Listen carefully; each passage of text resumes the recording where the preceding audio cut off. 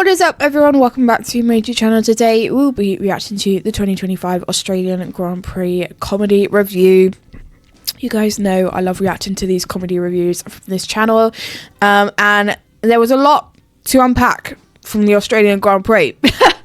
I got up at 3 a.m. yesterday to get up and stream the Australian Grand Prix at 4 a.m. And it was a wild ride, for sure. I mean, it was a wet race. I said before it happened, at the beginning of the stream, before the race started, it's a wet race. There's like 5 rookies on the grid. I'm really scared for them, because to be thrown into those conditions straight away on a high-speed track like that is a lot. And it clearly showed, because there were a lot of rookies crashing out yesterday. Alonso obviously span. There was the bit where both McLarens went off the track when it started raining again. The Ferrari radio messages, signs in the wall. There was just so much happening. But it was, for me, everyone was like, oh, apart from the crashes, no. Apart from like Lando winning and blah blah blah, it was pretty boring. I'm like, I absolutely loved yesterday's race. I didn't care, like, argue with the wall. I loved it. So God only knows what China's going to bring this weekend for F1, but I'm excited to see what this channel has put in the comedy review for yesterday's race. So I'm just going to shut up and we'll get straight into it. That's rude. Here we go.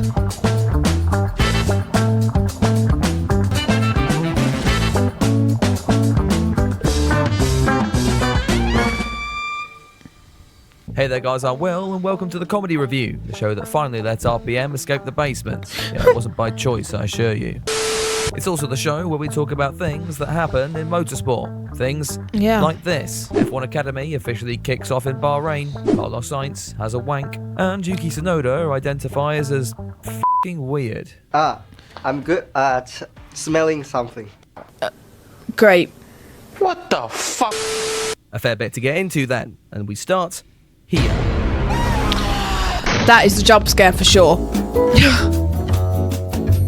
The big news coming into the weekend actually didn't have anything to do with the 2025 season at all, as Cadillac were finally granted entry for the sport's new rules era in 2026. I'm excited to see them on the grid. Everyone's favourite stroke victim, Mohammed Ben Sulayem. An 11th team joining the Formula One grid. This is historic milestone in the expansion of global motorsport. Okay, now I think I said back during F1 75 Live that Red Bull put Christian Horner out on the stage just in the hope that someone might assassinate him.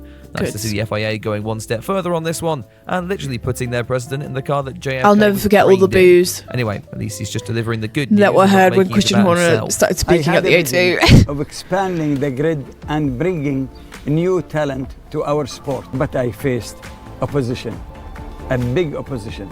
Within the sport, there was an unwillingness to support the championship's progression, an unwillingness to change and grow, but I simply persevered. Oh, for okay. Returning to 2025, thanks for the unwanted speech. 6 rookies, well, 5 new rookies, and Liam Lawson, who's about as much of a rookie as I'm a porn star. Meet the talent. That's what I'm saying. He hasn't done a full season, so to me, he's a rookie. I'm putting him in that rookie grid, like, Ollie Behrman, bubble. So posh, he makes George Russell look like Russell f***ing Brand. Isaac Hadjar, who looks like the white angry bird with pubes for hair. Gabriel Bortoletto, who I don't have a joke for because I literally forgot he existed. And future Alpine factory shooter Jack That's Doohan, even worse. into this first impressions video identifying as a Make-A-Wish kid. It's almost time for the championship to get going then. But first, we've got the all-important task of analysing Sky Sports' new lineup for the 2025 season. This happens to include Ellen, Pit Lane Prick, AI Robots, Danica Stick, and Craig Slater, who I'm still convinced is on opioids. Here he is running around the studio like a kid from Something Special, and again having one of the most unfortunate live TV cutouts of all time. And you've also got Liam Lawson in the Red Bull driving along. Oh, bring on practice.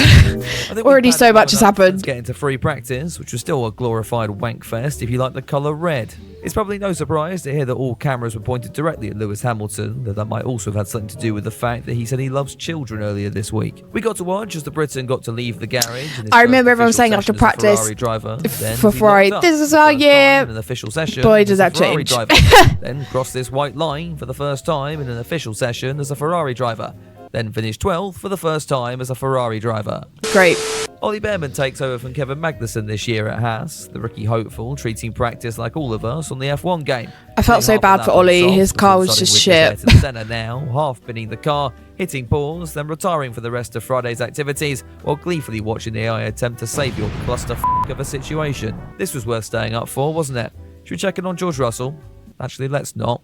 Oh. With the British drivers carrying the flag about as well as a quadruple amputee, Lando Norris at least gave us some hope to cling on to. Topping the opening session of the weekend, finally figuring out how to mash the throttle without violently shitting himself at the thought of Max Verstappen's shadow. Meanwhile, home not-so-favourite Jack Doohan had a little play in the sand at turn 7, cue our customary shot of Belgrano boy in the Alpine garage. And with that, let's get to FP2, which saw similar off-track moments for teammate Gasly and Audi/not Audi because they're not good enough yet F1 team. It would be Leclerc taking top honours this time. Yeah, everyone seemed to really struggle and were like going off the track.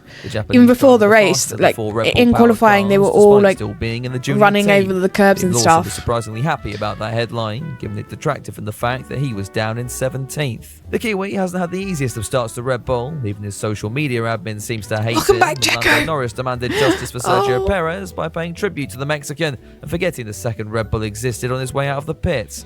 And for anyone worried, he's also spent time finessing this weekend's inevitable bottle as well, so don't panic. With the session capped off by Lance Stroll doing typical Stroll things, it was about time to head into Saturday, and yeah, no, I'm not waking up for that. Ollie Behrman seemed to share my opinion on that one. The Haas team worked hard over Friday afternoon to put his car back together, the Briton paying them back by spinning into the gravel and bringing out the red flags just 3 minutes into FP3.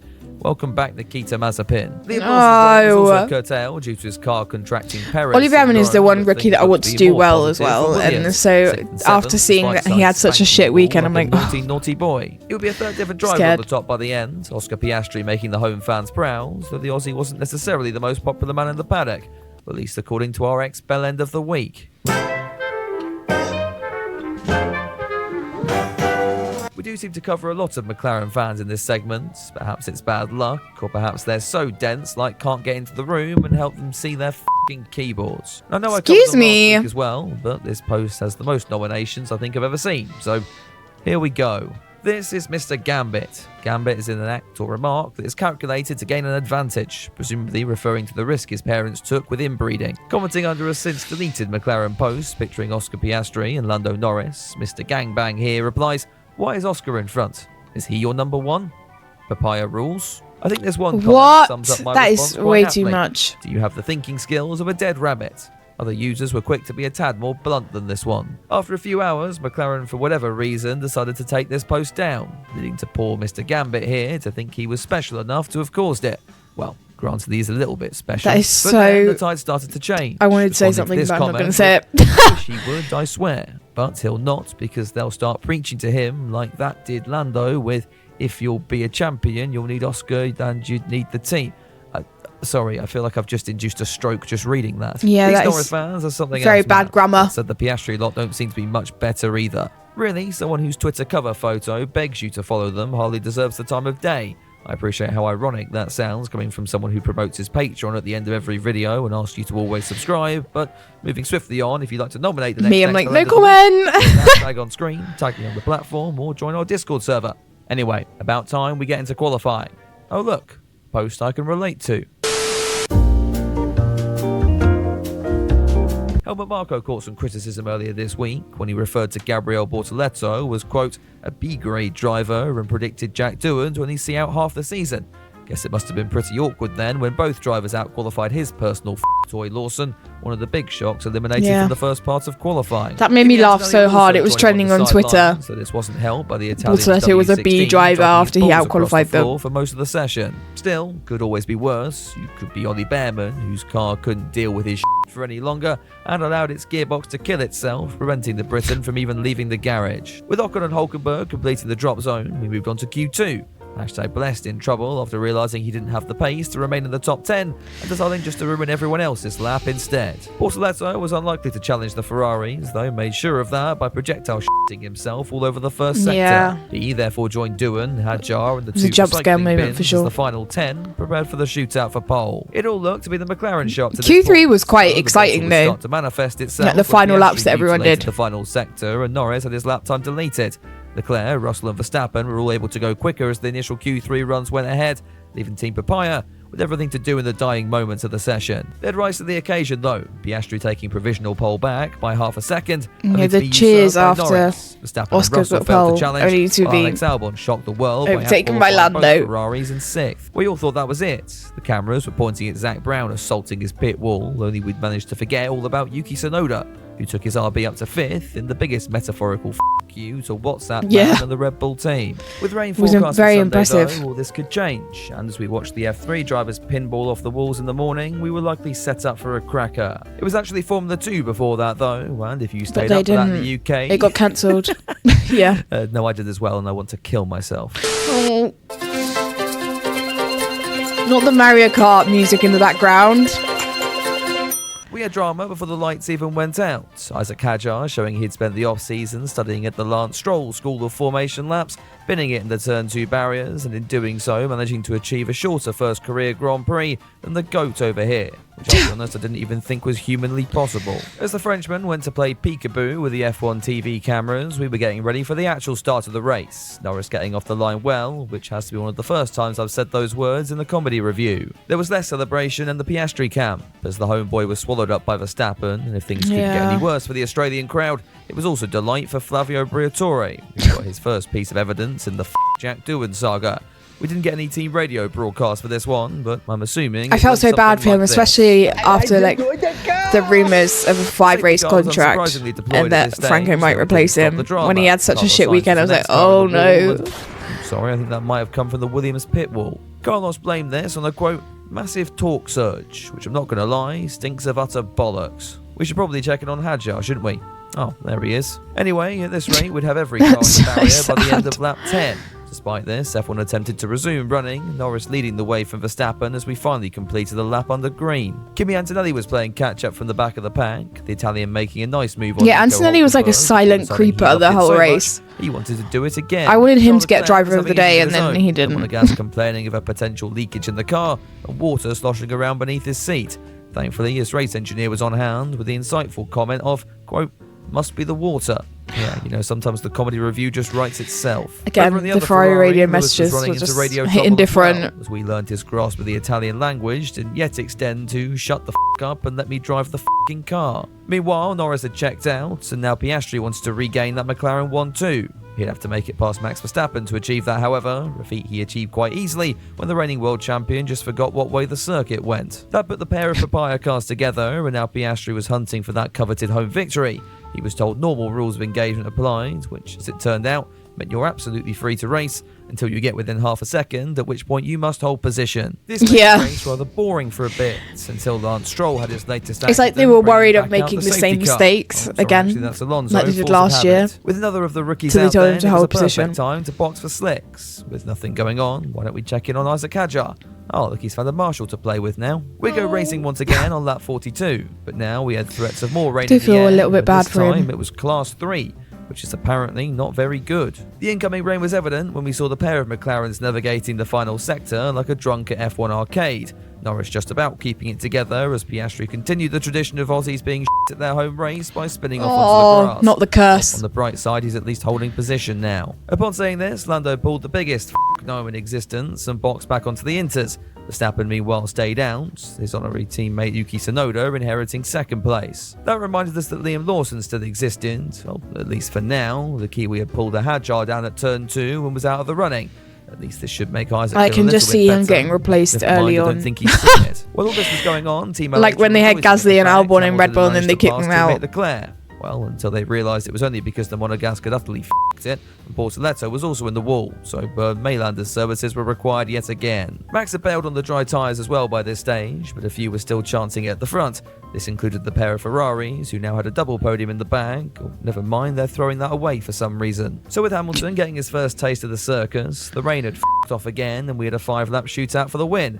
Norris quickly broke away from Verstappen, while further back, Leclerc made #Blessed Day worse by embarrassing him around the outside of turn 1. The Scuderia had lost out big time on strategy, but the likes of Albon, Stroll, Hulkenberg and Gasly were enjoying life far more in the comfort of the points. Well, for now anyway, the Frenchman decided he didn't like top 10 finishes very much and went playing in puddles on the exit of the first corner. He got overtaken by like 3 people within like 2 laps. The back half of the top 10 for the rest of this one. Only after 56 laps of relatively no issues, the bottle was looking to make a return for Lando Norris. Verstappen was now right on his rear end and sniffing a taste of victory.